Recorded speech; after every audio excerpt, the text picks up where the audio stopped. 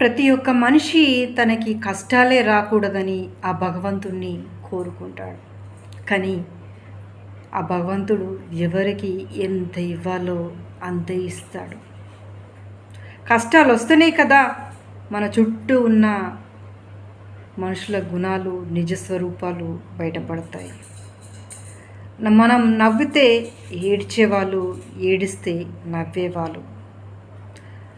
బంధువుల రాబంధువుల మన కన్నీళ్ళు తుడిచేవారెవరు, మనల్ని కన్నీళ్ళు పెట్టించేవారెవరు, తోబుట్టువులెవరు, తల్లిదండ్రులెవరు, బంధాలెవరు, కన్న పిల్లలెవరు, అందరి మన చుట్టూ ఉన్న బంధాల నిజ స్వరూపాలు బయటపడతాయి.